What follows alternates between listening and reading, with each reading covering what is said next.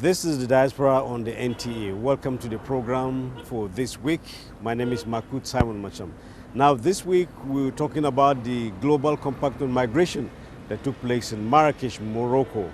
We also have highlights of some interaction between Nigeria and Rwanda on diaspora relations. We also have again on the program the issue of diaspora support for President Muhammadu Buhari. Welcome to the program. My name is Makut Simon Macham.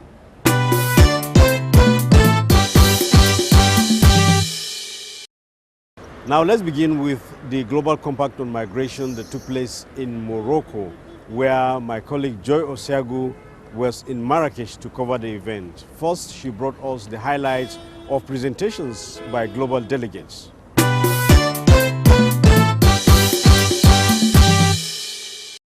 The world is making another important collective commitment to human rights and dignity. The Global Compact for Safe, Orderly and Regular Migration is a vital human rights document. It demonstrates not only that multilateral cooperation is still possible, but that it leads to better outcomes than isolationism and disdain for others. At a time of heightened anxiety and the changing reality of a globalized world, when some view migrants as convenient scapegoats for political gain, the Compact reminds us that the human rights of all migrants must be respected, protected, and fulfilled at all times.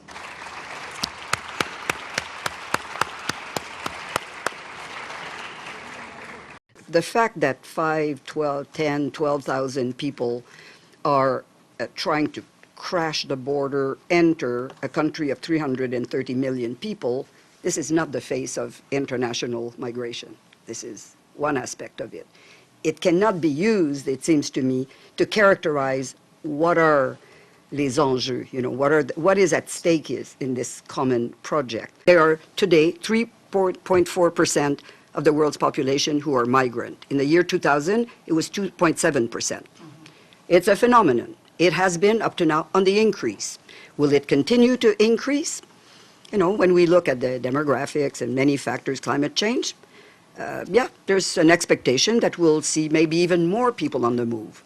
And therefore, what is a good thing is to try to manage that the best way we can collectively. What is a bad thing is to do nothing and let it unfold in a chaotic, dangerous, unruly manners, with countries losing control of their borders, having people in their country that they don't know are there, feeding their informal economy from which they don't have a tax base. That's not good. But migration itself is not a good or a bad thing. Can have bilateral agreements where we say if our citizen is leaving as a doctor, a nurse, a teacher, an engineer, we need to be assured that they're going to have employment opportunities.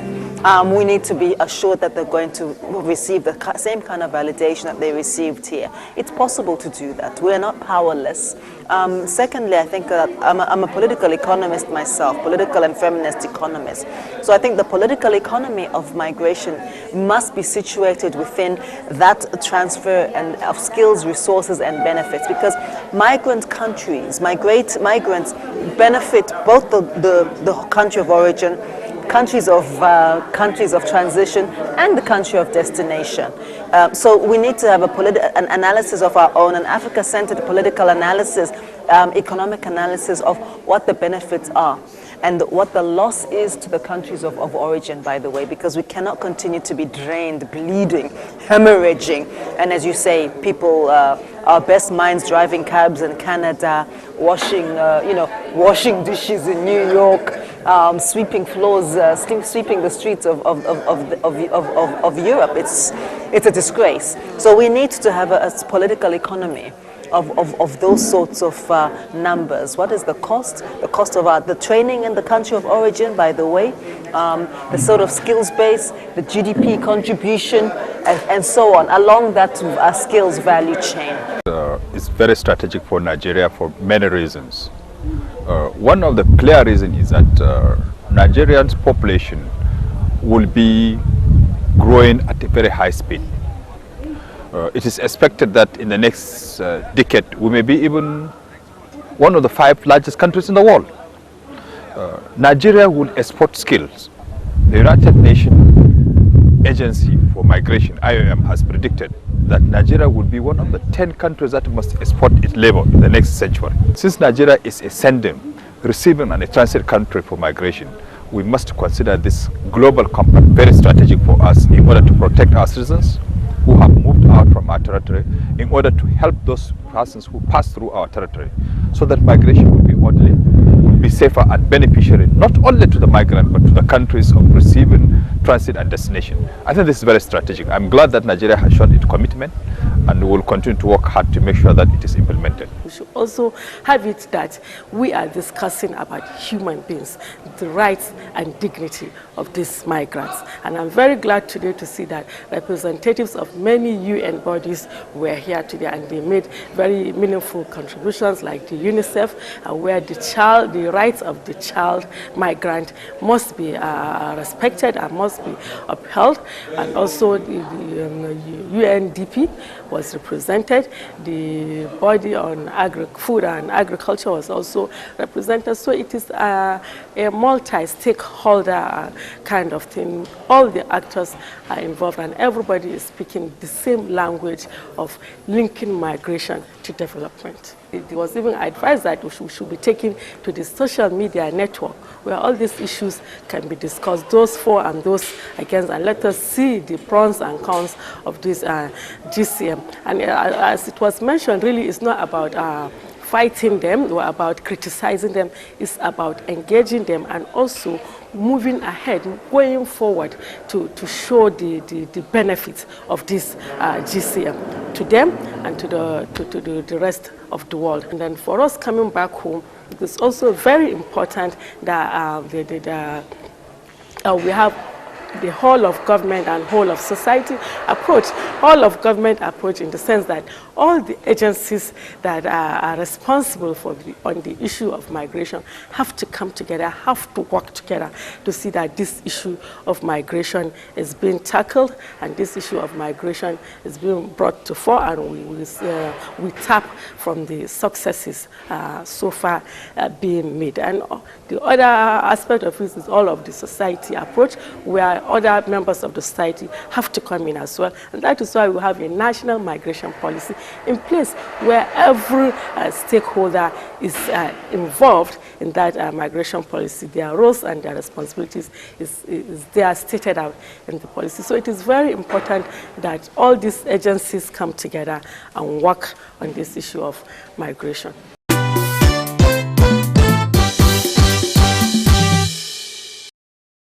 Now, Joy also engaged members of the Nigerian delegation to that event.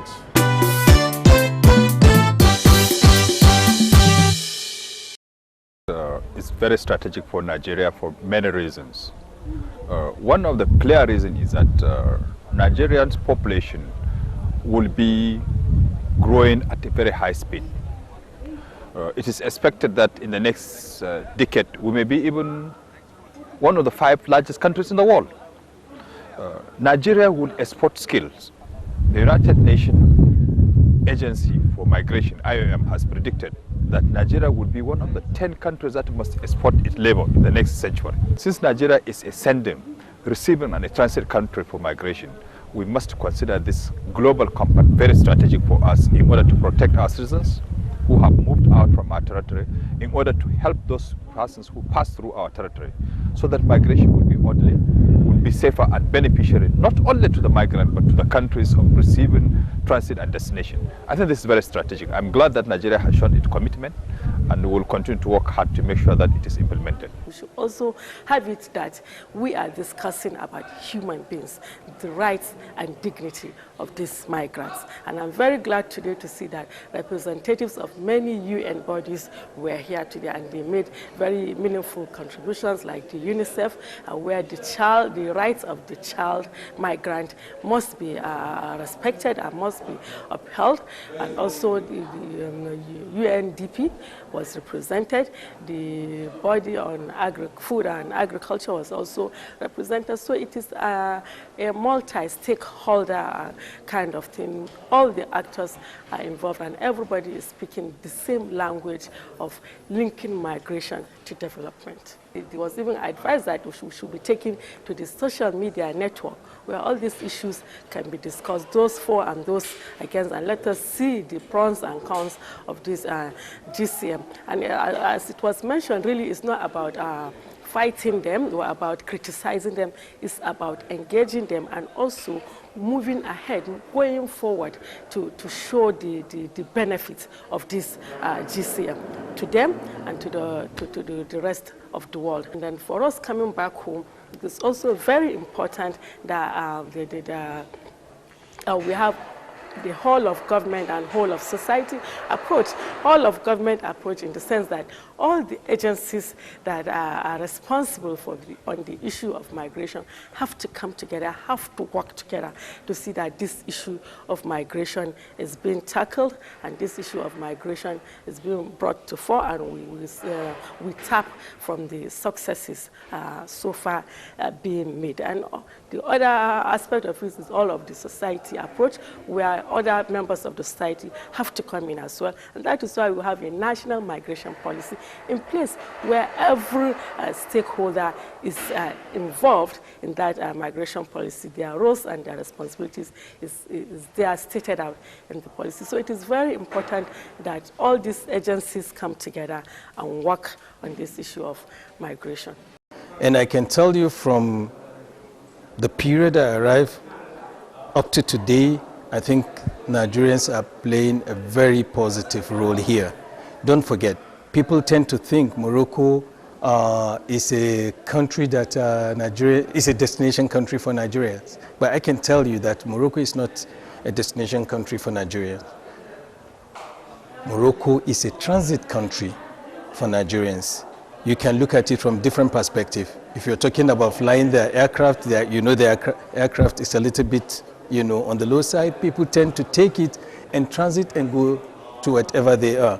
And people that are also crossing either by the sea or by on road or what, they find it difficult to cross. If you go up north, which is areas like Tangier, it's just 13 kilometers, nautical miles, from the coast of Morocco to coast of Malaga, Spain, So people tend to say, oh, we can swim across 13 kilometers or whatever, cannot. But it's not. It's highly fortified, highly policed, that you cannot do that. We thank His Majesty, the King Mohammed VI, who has offered kind of amnesty to all West Africans.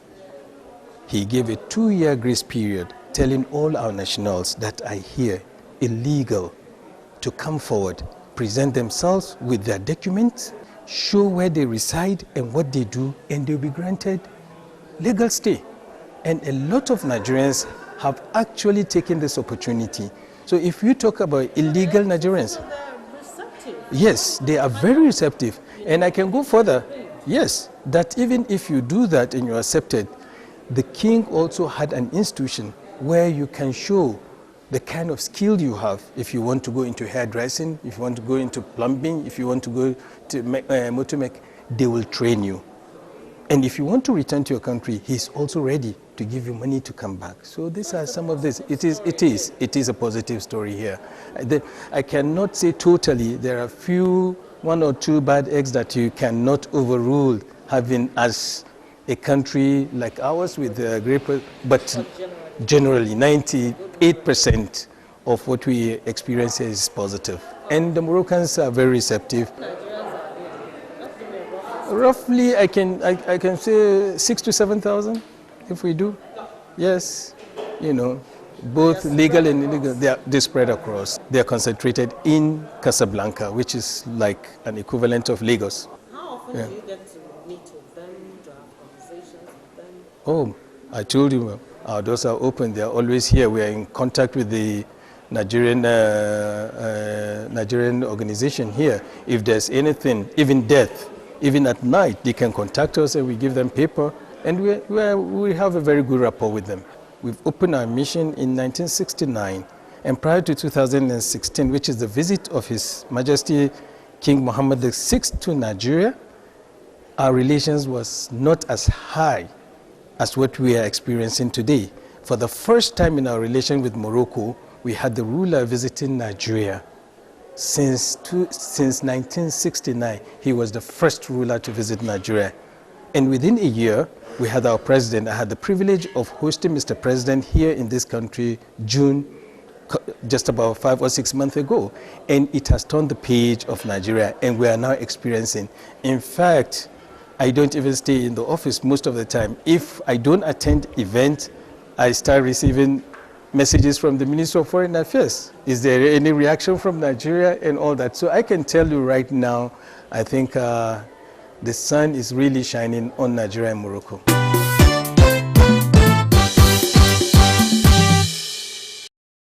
Let's now shift gears to talk about the 2019 elections and the Nigerian diaspora. Now, the chairman of Buhari Diaspora Support Organization based in the United Kingdom, Charles F.A. Sylvester, was recently in Abuja, and we caught up with him to discuss the Nigerian diaspora and the re-election of President Muhammadu Buhari. First, we asked him why he's in London and indeed what he has been doing in the UK.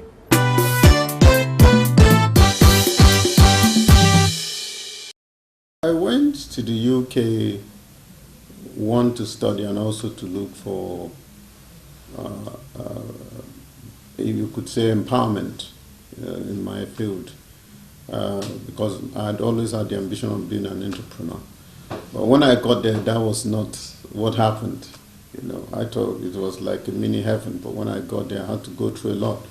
Stayed with my elder brother, and suddenly, with a master's degree and being a former banker, I found myself being a cleaner. And I suddenly became also a security officer. So in the midst of that, I knew I had a master's degree, but I thought that what I was doing, I should do it well. So while I was doing it, I got about 3 commendations from 3 different managing directors of the organization that I was. I used to wake up 5 a.m. in the morning in order to resume at 7 a.m., catch the train from Waterloo to Oxbridge. And suddenly, one of the facilities managers said, "Why not start your own business? You've been good."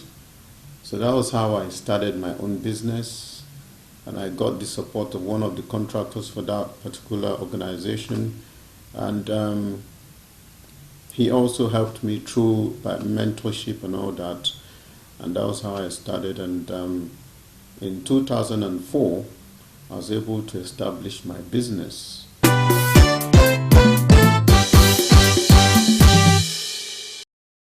Charles Sylvester also speaks about the Nigerian diaspora and why it is supporting President Muhammadu Buhari to be re-elected as the president of Nigeria.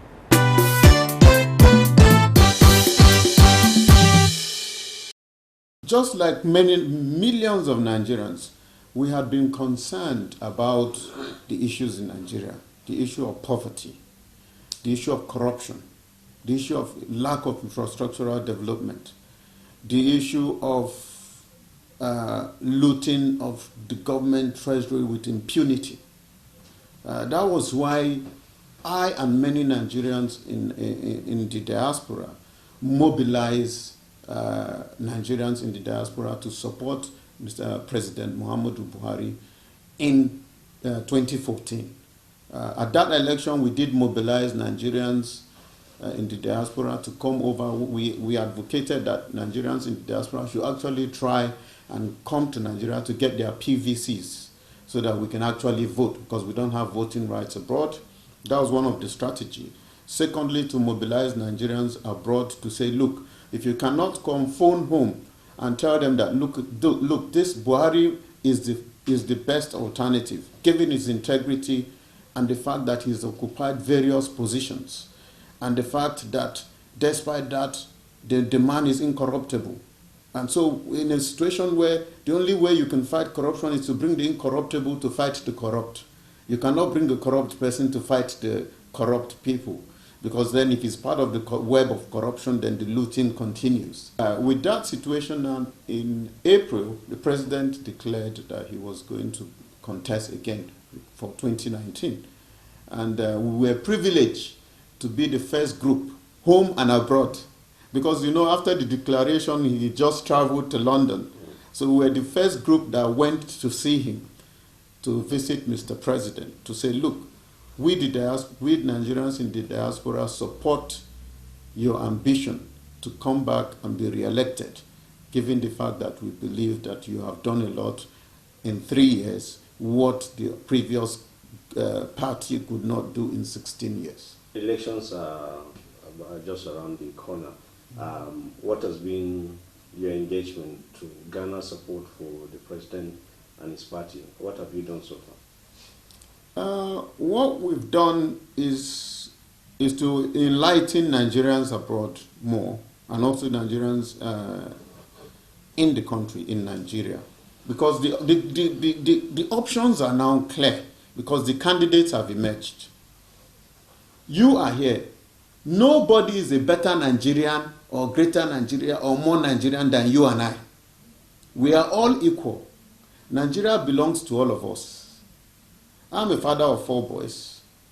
Their grandfather, Professor Awojobi, was a human rights activist and fought for the common people and for the good of Nigeria, just like many other activists that fought. So that in itself creates a sense of responsibility on every Nigerian, that we should ensure that the people, the leadership we have in Nigeria are those that have the interest of Nigeria at heart.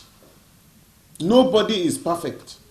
No human, I'm not a perfect man. President Buhari is not a perfect man. Neither are you. But amongst the people that want to contest, you have to now weigh who is the better alternative, who is the better option. And we see that President Buhari is the better and best option for Nigeria. Irrespective of tribe. People thrive on tribal sentiments, religious sentiment, political sentiment, social sentiment, to try and create division so that they will manipulate the system and continue with their web of wickedness and looting the treasury. That is what we must. Once you transcend, once your thinking, your view transcends that, you will see clearly that this is an option between somebody that can lead this country to progress, to development, to a better future for all of us, than others that will continue with the web of looting. Nigerians in diaspora, that's why I'm here. That's why we have the Buhari Diaspora Organization, and there are other diaspora organizations. We have our branches in Africa. We have in Senegal, we have in Gambia, we have in Ghana. We also have in Brussels, in Belgium. We have in Belgium, we have in Canada, we have in America, we have in... so that's why we also have networks all over in the diaspora as a group. And those Nigerians in the diaspora have come to the realization that Mr. President Muhammadu Buhari, has done a lot for this country. Given just for, don't forget, like I said, 3 years. We know what's happening abroad. We see it. We live there. We want the best, the same thing for our country. The people there are not less human or more human than us. So that's why we feel that the president is doing a lot, given the constraint. The president is doing a lot, and that is why Nigerians in all those countries are mobilizing under our umbrella, the Buhari Diaspora Support Organization, and also under other platforms to get Nigerians to say, look, we want President Buhari to continue with the good work that he is doing. We want this man to lead Nigeria to the greatness that we all desire and deserve.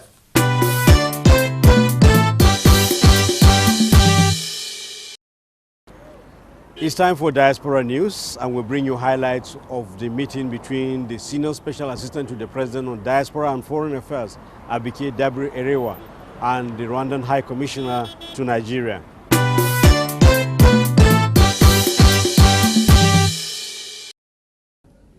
Rwanda has achieved rapid transformation in recent years, which has been facilitated to a large extent by the contribution of its diaspora.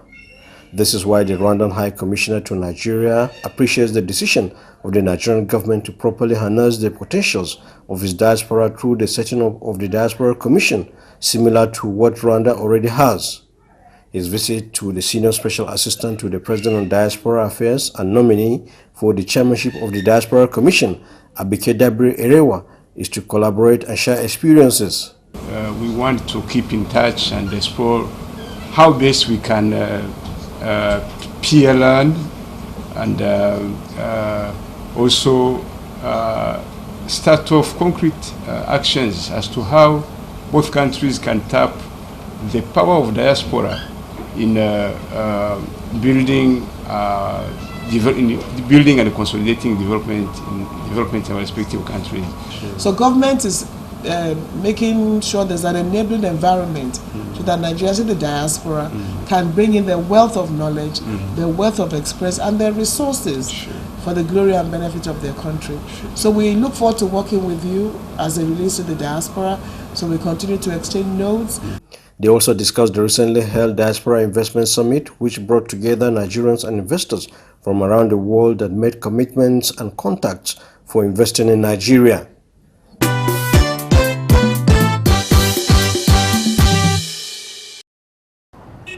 Diaspora News brings us to the end of today's edition of the program. We thank you so much for watching. We invite you to join us again next time for another edition. On behalf of everyone who has contributed to making this program a success, I am Marrakesh Simon Macham, thanking you again and saying bye for now.